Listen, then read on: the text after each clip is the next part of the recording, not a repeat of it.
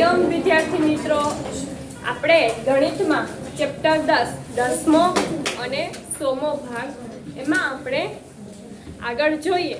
આપણને પાઠ્યપુસ્તકમાં કીધેલું છે બજાર. મુદ્દો શું આપ્યો છે? બજાર.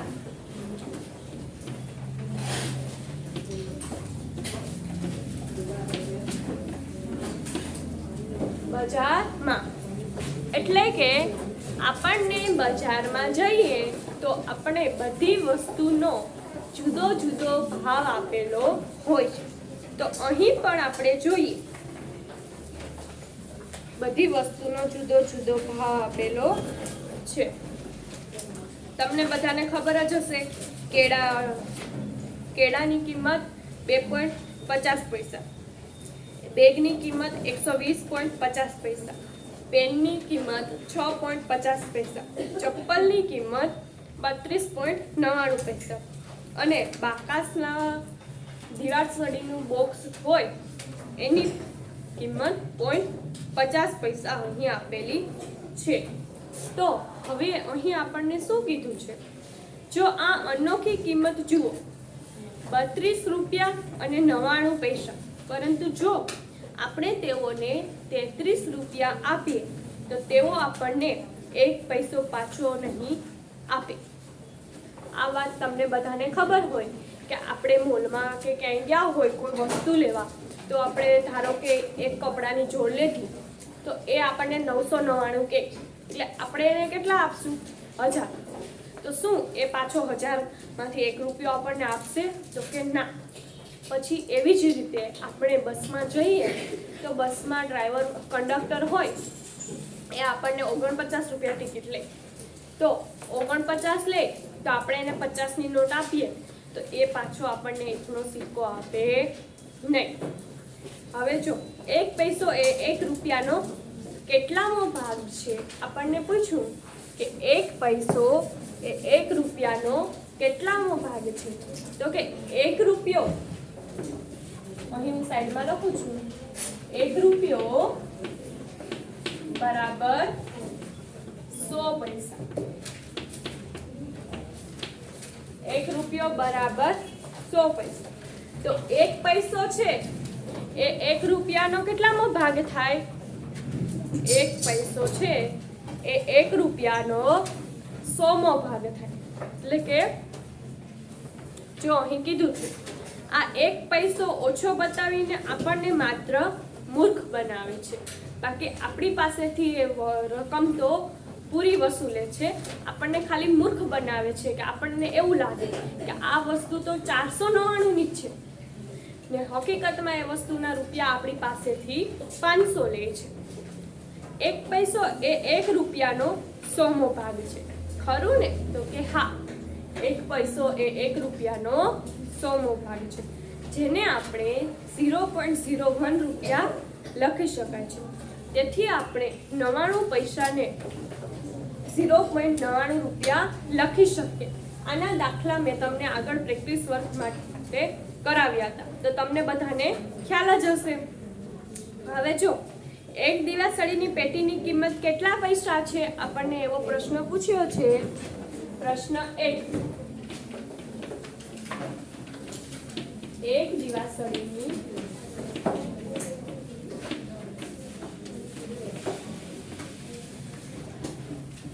પેટીની કિંમત, એક દિવાસળીની પેટીની કિંમત કેટલા પૈસા છે?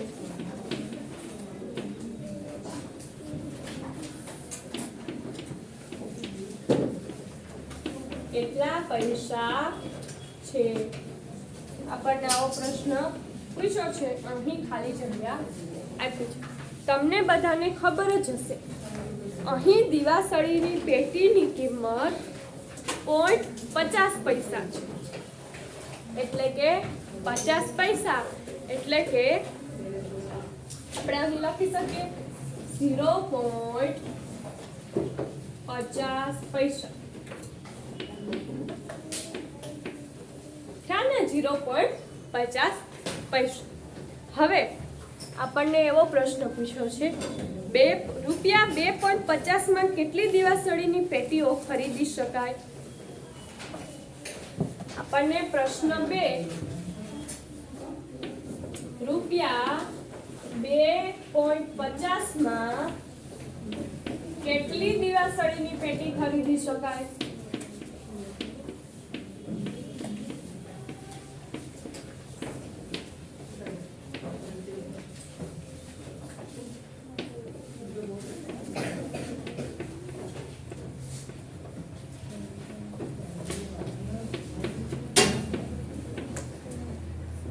₹2.50 એટલે કે ₹2.50 કેટલા થયા?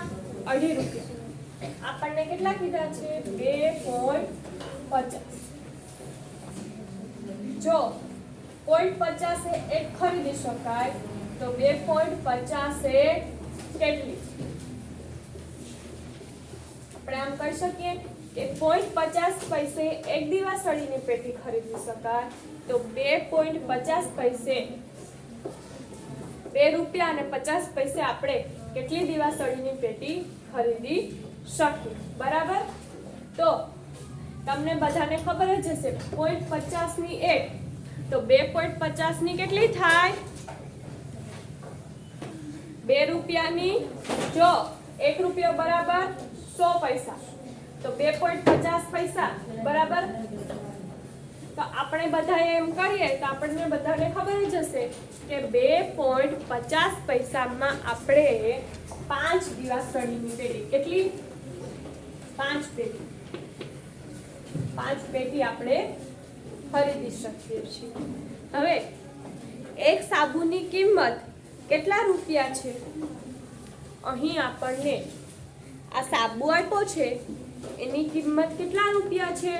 આપણને એવો પ્રશ્ન પૂછ્યો છે. એક સાબુની કિંમત કેટલા રૂપિયા છે?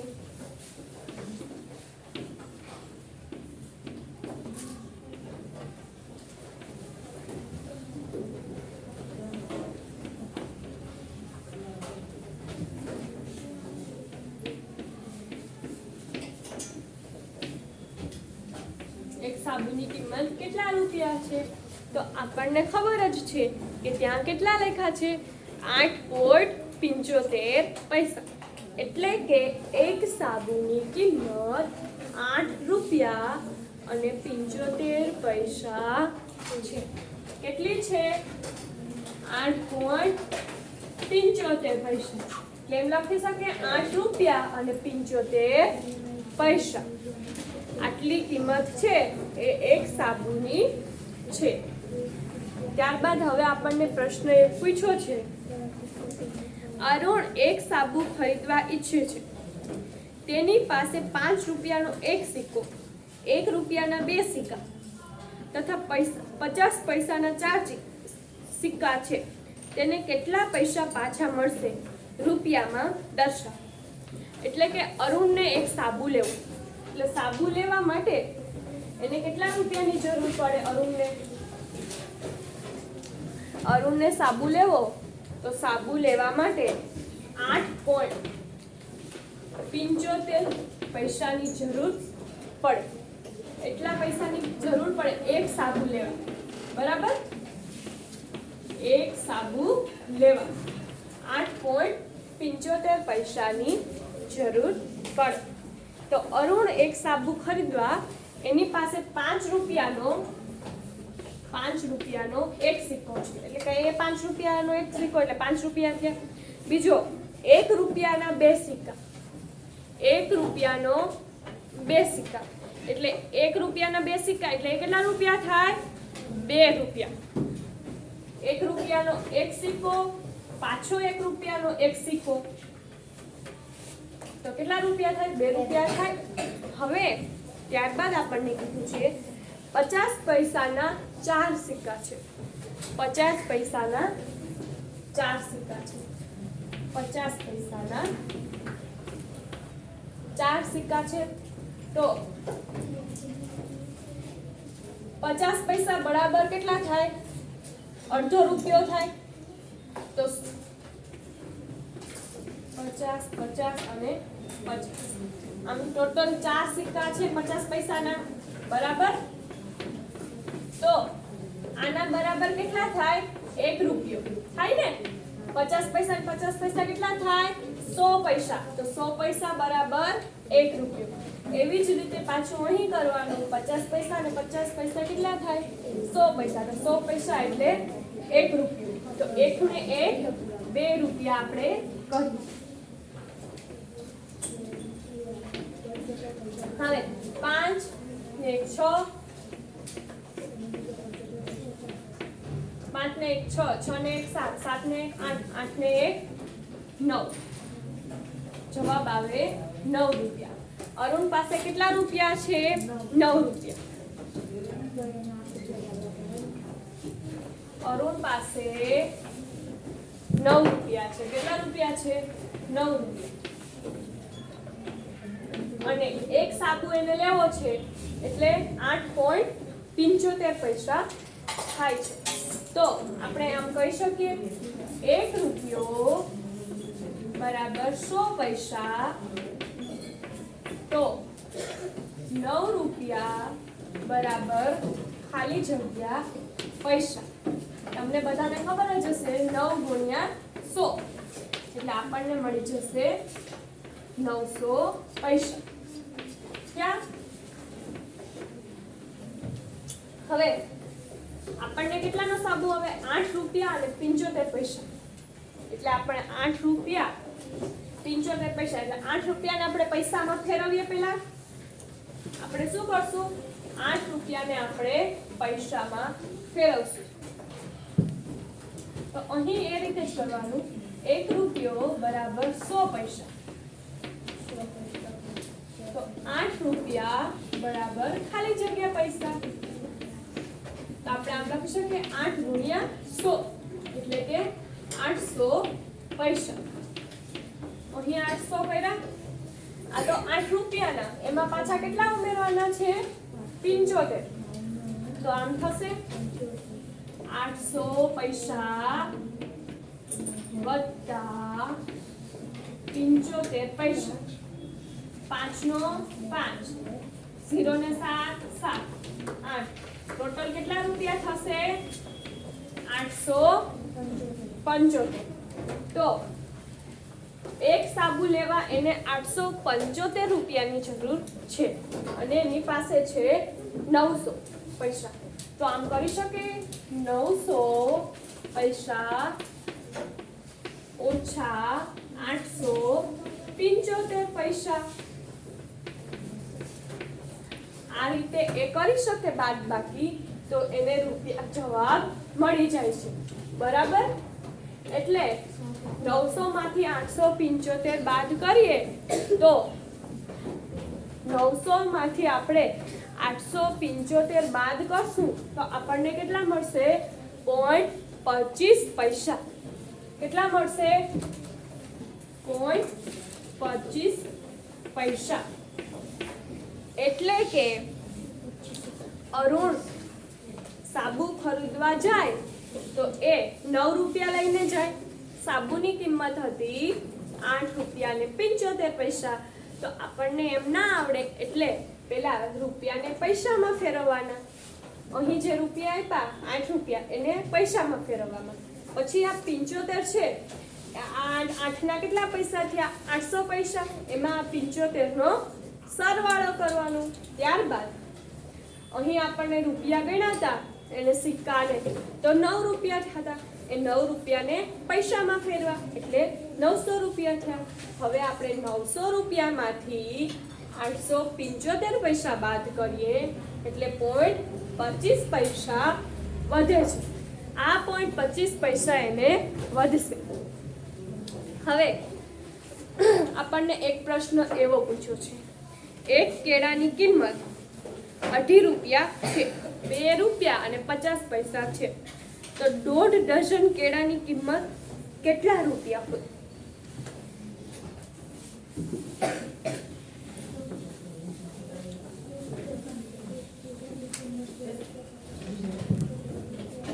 એક કેળાની કિંમત કેટલી છે? 2 રૂપિયા. પૈસા. તો 1.5 ડઝન. 1 ડઝનમાં 12 કેળા આવે. ડઝનમાં કોઈ વસ્તુ હોય ને તો ડઝનમાં 12 કેળા આવે. તો 1.5 ડઝનમાં કેટલા આવે? 1.5 ડઝનમાં કેટલા કેળા આવે? 1 ડઝનમાં 12 કેળા આવે. તો 1.5 એટલે 1 આખું ડઝન ને બીજું અડધું. તો 12 ના 1 ડઝનના 12 કેળા થયા. બરાબર? 1 ડઝનના 12 કેળા થયા. તો આપણને કેટલા ડઝન લેવાના છે? 1.5 ડઝન. તો 1 ડઝનના 12 કેળા થાય વત્તા આપણે અડધું ડઝન નાખવાનું છે. 1.5 ડઝન કીધું એટલે આ 12 કેળા કેટલાના છે? 1 ડઝનના. 1 ડઝન. હવે 1.5 ડઝન છે એટલે અહીં આપણે કેટલા લેશું પાછા? અડધા ડઝનના લેવાના થશે. અડધા ડઝનના કેટલા થાય? આખાના 12 છે તો અડધાના 6. એટલે ટોટલ કેટલા થશે? 18 કેળા. હવે 1 કેળાની રૂપિયા. હવે આપણને એવું કીધું છે 1 કેળાની કિંમત 2.50 પૈસા છે. તો 18 કેળાની કિંમત બરાબર ખાલી જગ્યા રૂપિયા થાય. હવે 18 ડઝન કેળાની કિંમત 18 કેળાની કિંમત 1 ની 2.5 રૂપિયા એટલે કે 2 રૂપિયા અને 50 પૈસા. તો 18 ની કેટલી થાય? તો કે 18 ગુણ્યા 2.50 પૈસા. આપણે આમ કરી શકીએ છીએ કે 2.50 ગુણ્યા 18. તો આપણને કિંમત મળી રહી. બરાબર? આપણે 1.5 ડઝન કેળા એટલે 18 કેળા થયા. તો 18 કેળાની કિંમત કીધું 1 કેળાની 2 રૂપિયા અને 50 પૈસા. તો 18 કેળાની કિંમત કેટલી થાય? તો કે 2.50 ગુણ્યા 18 એટલે આપણને જવાબ મળશે 45. કેટલા રૂપિયા જોશે? 45. હવે અહીં વાત કરી છે કાનન કેટલી પેન ખરીદી શકે તેની પાસે કેટલા રૂપિયા વધશે. જો કાનનના મમ્મીએ છે ને એને 60 રૂપિયા કરી દેશે.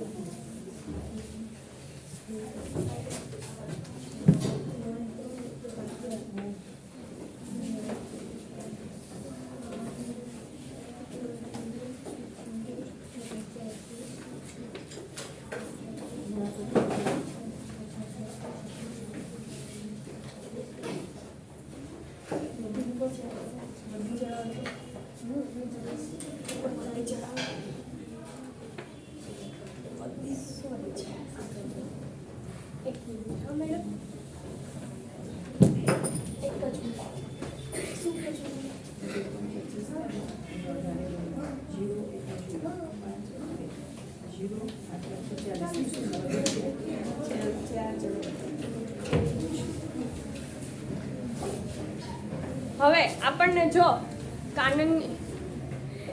કાનનની મમ્મીએ કાનનને 60 રૂપિયા આપ્યા. બરાબર? હવે 60 રૂપિયામાંથી એવું કીધું કે 1.5 ડઝન કેળા લેવાના છે.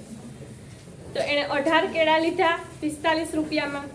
હવે પછી શું કીધું કે જે પૈસા વધે ને એમાંથી તું પેન લઈ શકે છે.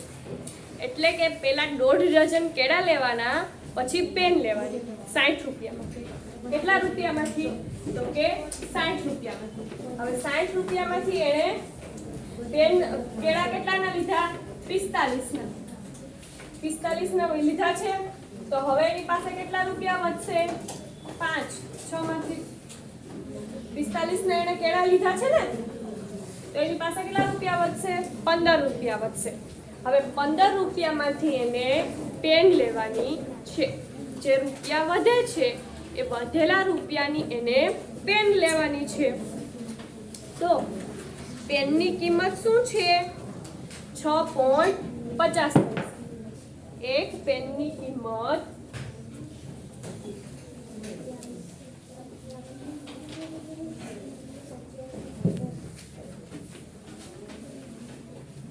એક પેનની કિંમત 6 રૂપિયા અને 50 પૈસા છે.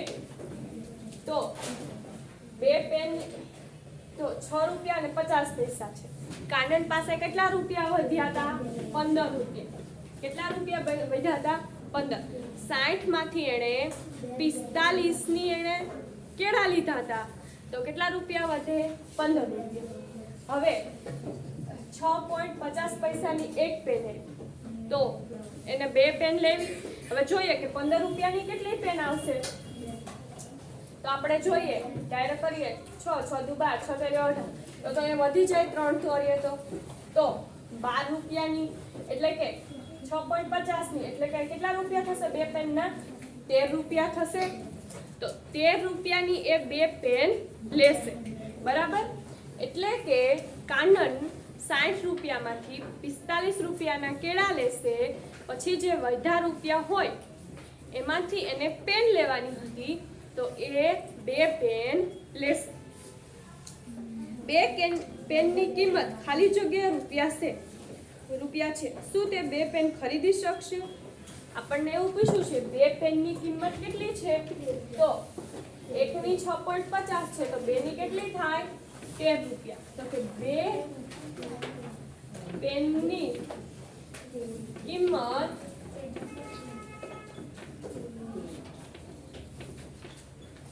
રૂપિયા છે.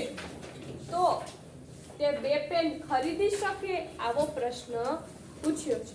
તો એ બે પેન ખરીદી શકે, એની પાસે 15 રૂપિયા હતા. તો આપણે જવાબ આપવાનો કે હા એ બે પેન ખરીદી શકે છે.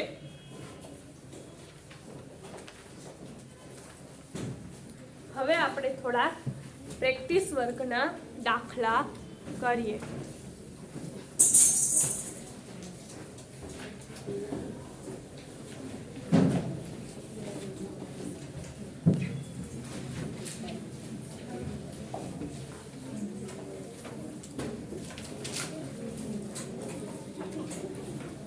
જો આપણને આમ કીધું છે 0.6 વત્તા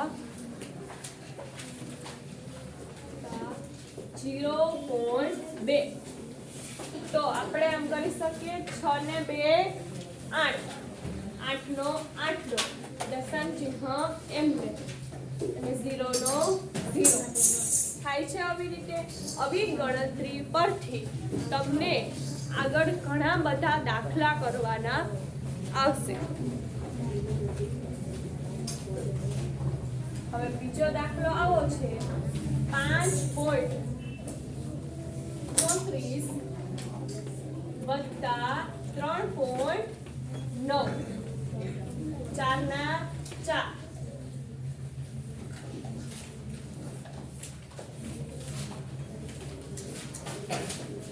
9 ને 3 12 5 ને 3 8 એવી રીતના આપણને 1.4 વત્તા 0.8 આપણને શું કીધું છે? 1.4 વત્તા 0.8 તો 4 ને 8 12 નો બગડો વધી પડી 1 1 ને 1 2 અહીં દશાંશનું દશાંશ મૂકી દેવાનું એટલે આપણને જવાબ મળશે 2.2.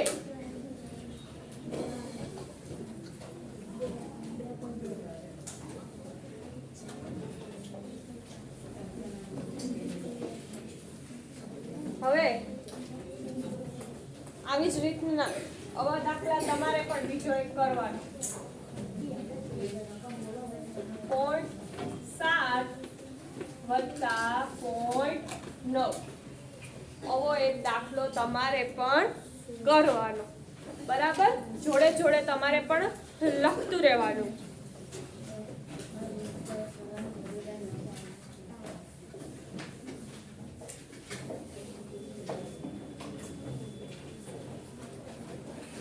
આપણે અમુક એવા દાખલા બાદ બાકીના કરીએ.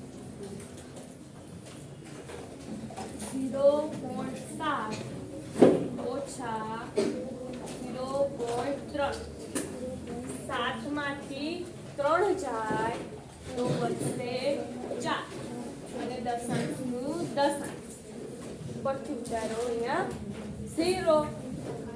એવી જ રીતે બીજો દાખલો 1.8 ઓછા 0.3 તો 8 માંથી 3 જશે તો 5 અને 1 માંથી 0 દશાંશનું દશાંશ 1 માંથી 0 જાય તો 1 તો જવાબ આવશે 1.5.